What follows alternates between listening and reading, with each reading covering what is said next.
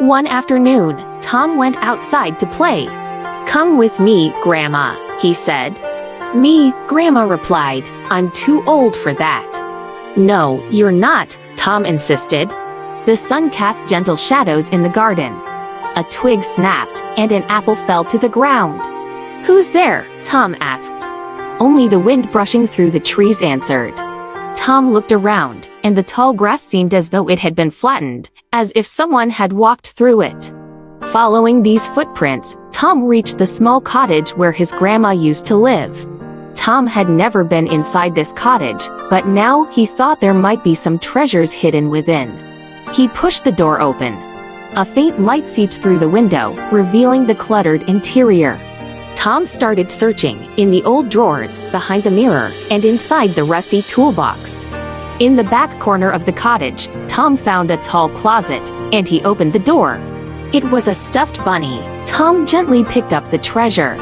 Sitting on the damp grass outside, Tom held the bunny and closed his eyes to take a break. Suddenly, he felt a light tap on his shoulder. "Hi," Tom said. "Who are you?" "This is Grandma's garden." "It's my garden too," the girl replied. "I came for the stuffed bunny." "But I found it," Tom said. "I know," she said, "but it's mine." Tom looked at the little girl. "Let's play together," he suggested. They played with the bunny. They played games of spies and giants. They played statues and hide and seek. "Look at those roses over there. I planted them because my name is Rose." "Grandma's name is Rose too," Tom said. As darkness fell, Rose said, "I have to go. I'll be with you forever." Now, there was no one left in the garden. After playing for so long, Tom felt a bit tired. He sat down, closed his eyes, and rested for a moment. "Tom," he suddenly heard Grandma calling. He rushed back into the house and held his grandma tightly. "I love you, Grandma," he said. The blue surprise. A gust of wind felt something getting heavier in its ear. "Looks like there's something stuck in your ear," Tree Doctor said to the wind. "Let me help you get it out." "No." The wind covered its ear, saying, "I'm afraid it will hurt." "Yes, cleaning your ears can be a little painful," Tree Doctor replied, shaking his branches. "But my branches have cleaned countless ears, and you're not the first." "Ah, let me think about it some more," and the wind quickly ran away. The wind wasn't actually scared of the pain, but it was worried that something unexpected might come out. The last time, the wind had Tree Doctor's branches dig into its ear, and it ended up pulling out a string of arguments between Uncle Bear and Aunt Bear. Uncle Bear wanted to add water to the canned fruit to sell 2 for the price of 1. And Aunt Bear said it was a dishonest way to trick everyone. This string of arguments echoed endlessly in Tree Doctor's clinic, and the word spread to the forest, leading to a significant drop in business at Uncle Bear's canned fruit store. Last time, Tree Doctor had pulled out something unexpected. It was Tree Mom's yearning for Tree Doctor from afar. Tree Doctor couldn't help but shed tears. "It's just..." The wind looked at the heartbroken Tree Doctor. It didn't know how to console the Tree Doctor. It only felt that it had a troublesome ear. So, do you think, with such experiences, would the wind dare to let Tree Doctor easily clean its ears again? But what to do with these increasingly uncomfortable ears? After much thought, the wind went back to Tree Doctor. "Can you put whatever you take out into a bottle and make sure it doesn't escape?" the wind asked. "We can give it a try," Tree Doctor thought for a moment. It's a doctor's responsibility to keep a patient's condition confidential. Tree Doctor found a clear empty bottle and fitted it with an automated earwax remover. Buzz, the machine clicked on, and the wind suddenly felt the contents of its ear being removed, feeling relieved. "Here," Tree Doctor handed the blue bottle to the wind. "This time, no one will know what's inside your ear. You can take care of it yourself."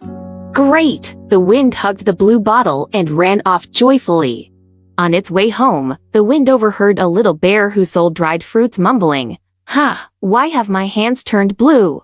The wind slipped into the bear's sleeves and discovered his blue paws. Uh-oh. The wind realized that something had gone wrong with everyone. Blue noses, blue feathers, blue tails. Perhaps we have caught a mysterious disease, a blue-nosed little elephant said. It must be the work of the blue monster. That's it, that's it. Everyone saw the giant blue bottle and the wind. No, this isn't a blue monster, the wind tried to explain, but it was too late. The little elephant had grabbed the blue bottle, thrown it to the ground and shouted, "Ha! I've invented a magical blue elixir that turns everything blue. We should all try it. If you wash your hands, they turn blue. If you wash your feet, they turn blue. Too bad its effect only lasts one day. Will we be scared by this prank?" Out came the voice of a blue fox from the broken bottle. Ah, everyone could hear it clearly, and so could the wind. It turned out that its ear had become the subject of a prank. Well, isn't this a blue festival? Tree Doctor, who saw the shattered bottle, said, relieved, "We can hold a blue dance party." Yes, yes, everyone nodded in agreement. They were delighted to enjoy their moment of blue before it vanished, which was just perfect. The little squirrel's red carpet. As autumn arrived, the mountains were adorned with vibrant red maple leaves that sparkled under the gentle sunlight. "Hey, friends, let's come down to the ground and play," said the wind. The red leaves swirled in the air like graceful red butterflies, dancing to the breeze. A little squirrel emerged from its tree hollow, marveling at the swirling leaves. It exclaimed, "Oh, what beautiful red leaves! If only I could use them to make a magnificent red carpet."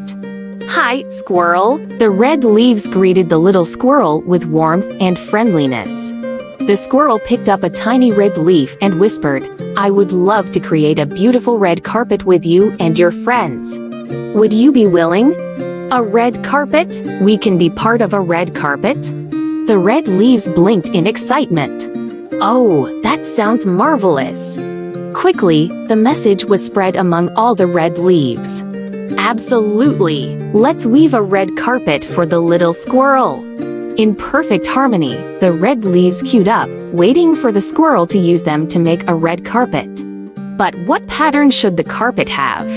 The squirrel thought hard and finally came up with what it believed was the most beautiful designer carpet in the shape of a maple leaf.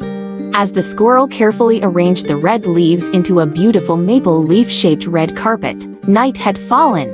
The squirrel lay down on the carpet, dreaming, "I want my friends to have fun and play on this carpet, to sing, dance, and make beautiful dreams. Little squirrel, please take us into your burrow. We're afraid of the wind," said the red leaves on the carpet. "No, no, I want my friends to play games, sing, and dance on this carpet," the squirrel replied. Whooshla la whooshla la. But as soon as the squirrel finished its words, the wind picked up. The red carpet the squirrel had woven transformed into a fleet of red butterflies and fluttered away. "My beautiful red carpet is gone, and so are my beautiful dreams," the squirrel cried sadly. Swish, swish, swish, the pine needles fell from the pine trees in the autumn wind. The squirrel picked up a single pine needle and sorrowfully whispered, "Oh, little pine needle, how I miss my red carpet." "Squirrel, you can use us to string the red leaves together, and the wind won't be able to blow them away," said a tiny pine needle. Listening to the pine needle's suggestion, the squirrel couldn't stop smiling. It shouted in the autumn breeze, "Red leaves, come back! Please come help me make another beautiful red carpet." The red leaves heard the squirrel's call and danced their way back to the squirrel. The squirrel used pine needles to string the red leaves, one by one. With the break of dawn, the squirrel finally completed a grand, maple leaf-shaped red carpet. "Friends, come quickly, come and play games on my red carpet." The squirrel climbed to the top of the pine tree and called out. In no time, little rabbit sister, mountain chicken sister, and monkey brother arrived. Many other friends joined them, singing, dancing, and playing games on the red carpet. Whooshla la, the wind started to blow again. "Don't be afraid, my friends. We're protected with pine needles, and it won't blow us away," the squirrel reassured everyone. Whoosh la la, the wind blew persistently. In the autumn breeze, the red carpet, carrying the squirrel, rabbit sister, mountain chicken sister, and their friends, took flight. Wow, I can touch the clouds. Hee hee, I can see the Milky Way. The red carpet soared higher and higher, flying towards the distant kingdom of fairy tales. The proud little horse. In the meadows, there was a little horse who had won numerous racing contests and had grown quite proud of his achievements. The lion, the king of the grasslands, wanted to invite the tiger, the king of the forest, as his guest. He sought everyone's opinion on who should carry the invitation letter. The little horse volunteered, saying, "Your Majesty, let me go. I am swift." However, the little camel shook its head and said, "Your Majesty, let me go. The road to the forest is perilous, especially when crossing a vast desert. The little horse may not make it." The little horse disdainfully glanced at the little camel and retorted, "You, carrying 2 humps on your back, are nothing but a burden. You dare to challenge a racing champion like me? How audacious!" The lion chuckled and said, "You both shall go." So, they set off on their journey. The little horse breezed ahead with ease, while the little camel followed with 2 bags on its back. As they entered the desert, the scorching sun beat down relentlessly, and waves of heat rolled over the sands. The little horse grew parched and yearned for water, but after searching for some time, not a drop could be found. The little camel said, "Little horse, I have some water here. Please quench your thirst first." The proud little horse replied, "You keep it for yourself. With my speed, I'll soon run out of this desert." With that, he dashed off into the desert. The little camel shouted, "Little horse, take it slow and conserve your energy." But the little horse paid no heed, running at full tilt. However, it didn't take long before he became exhausted from the heat and thirst, collapsing to the ground. Suddenly, a fierce windstorm erupted, swirling dust and sand into the air, turning everything into chaos. The little horse, seeing nothing but darkness, had been blinded by the dust and debris. After a while, the wind subsided, and the little horse, weakened and despondent, looked around. To his astonishment, he found the brave little camel, buried up to its chest in sand, protecting him from the worst of the storm. If not for the little camel's sacrifice, the frail and weakened little horse would have been buried under the sandstorm. Touched and teary-eyed, the little horse said, "Thank you, little camel." The little camel replied, "Don't mention it. In my bags, I have water and dry food. Please eat and regain your strength." Blushing, the little horse said, "But what about you?" The little camel smiled and said, "I packed these provisions for you. My 2 humps store plenty of nutrition and water, and I can go without for several days." The proud little horse couldn't help but feel warm inside as tears flowed down his cheeks. He said in shame, "Little camel, thank you for doing so much for me." The little camel blushed and replied, "No worries. We are good friends, after all." And so, they continued their journey together, with a newfound respect and appreciation for each other. Welcome to our YouTube channel. Find more story for kids.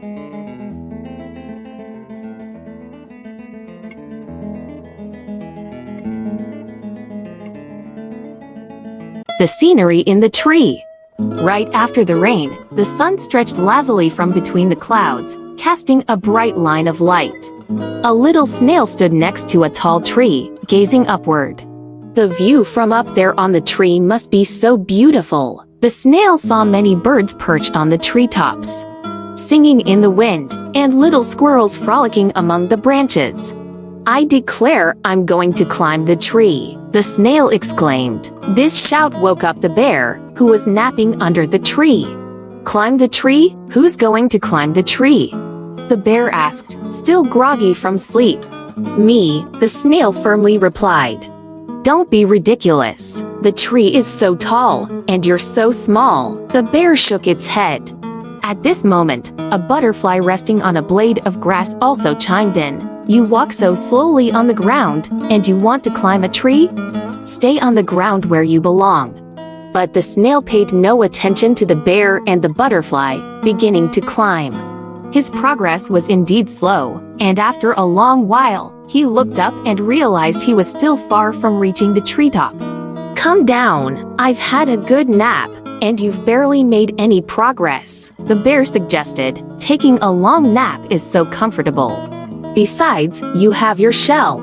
The wind can't reach you, and rain can't wet you. You're in perfect conditions. No, you can enjoy your nap by yourself." The snail, panting, continued climbing. "I have to go." He began to feel tired and decided to take a break.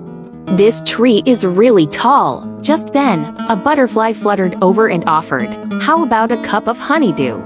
It's a refreshing drink." "Thank you." The snail accepted the honeydew and drank it down eagerly. "Delicious! Since you liked it, why not have some more?"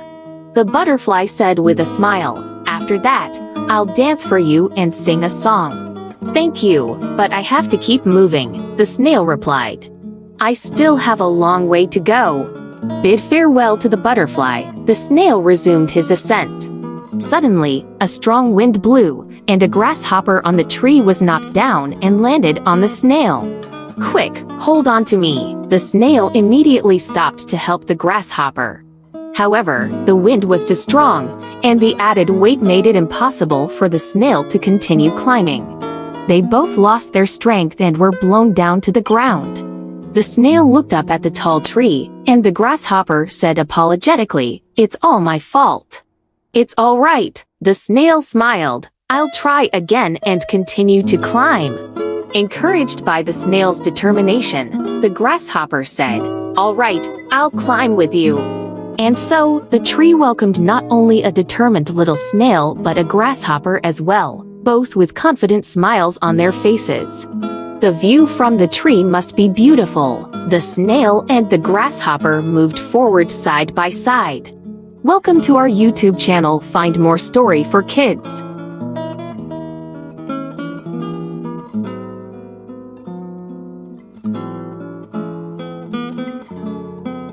The Kind-hearted Squirrel. One day, a little squirrel was taking a rest on a tree branch after a day of playing. Suddenly, he noticed a small crab not too far away, struggling in a large puddle of water. The crab's tiny claws flailed about, and it seemed like it might sink to the bottom of the puddle any moment. "Oh no! The little crab is drowning!" the squirrel exclaimed. In a hurry, he climbed down from the tree and pulled the small crab out of the water, placing it in a dry spot. But to the squirrel's surprise, the crab didn't seem grateful. It scuttled back towards the water puddle, seemingly determined to go back. "Wait! You can't go there. It's dangerous because there's water." The squirrel quickly pulled the crab back. In an effort to keep the crab in the dry spot, the squirrel gathered the tastiest pine nuts he had and piled them in front of the crab. He even used pine needles to create a barrier around the area to keep the crab safe. Come dinner time, he found it difficult to eat, thinking about the little crab. His mother noticed that something was amiss.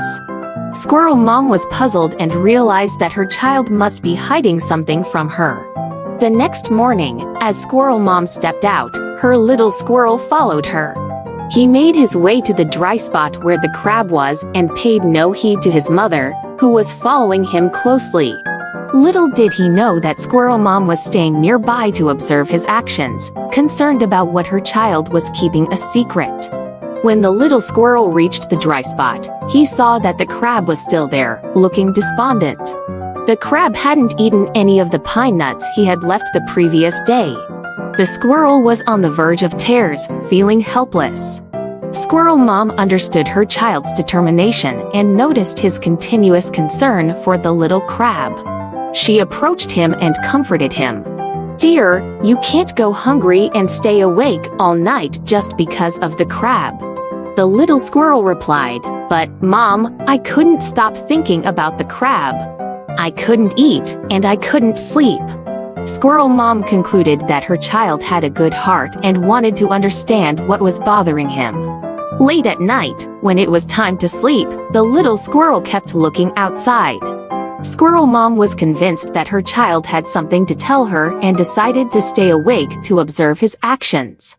The next morning, when she pretended to leave, she kept a watchful eye on her little squirrel. She saw him sneak down the tree and head towards the crab's location, and she silently followed him. When the little squirrel reached the dry spot, he saw the crab, lying lifeless at the bottom of the pit, with no appetite for the pine nuts he'd offered. It was heartbreaking. Squirrel Mom gently touched her child's shoulder and said, "Silly child, were you so troubled just because of the crab?" The little squirrel replied, "When I saw the crab drowning, I remembered the time I almost drowned in the water. I wanted to help, but it didn't go well." Squirrel Mom explained, "It's important to let the crab choose its own way of life. While the water puddle is dangerous for you, it may not be the same for the crab." With sincerity, the little squirrel said, "I see.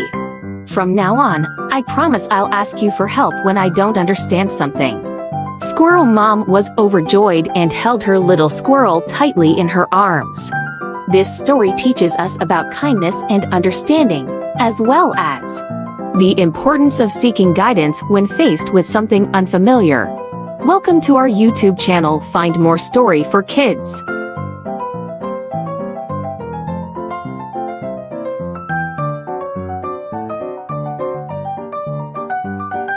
Mr. and Mrs. Ostrich. Originally, ostriches didn't have such long necks and legs, similar to chickens and ducks. How did ostriches become the way they are now? A long time ago, Mr. Ostrich and Mrs. Ostrich were deeply in love, and they were rarely apart. In the mornings, they set out together to exercise, looking for food along the way. At midday, they buried their bodies in the sand, leaving only their eyes exposed for a refreshing nap. In the afternoons, they took hot sand baths to keep clean, and in the evenings, they shared their day's harvest, eating to their heart's content before resting. These days were wonderful, but the food in their vicinity was running out. Every day, they had to venture further than the previous day to find sustenance. Mr. Ostrich decided to go out in search of food, but it meant going a very long way. He didn't want Mrs. Ostrich to endure such hardship. "Stay at home and wait for me. I'll bring back plenty of food, and then we can have ostrich babies," Mr. Ostrich said to Mrs. Ostrich before heading off. Mrs. Ostrich began to live alone.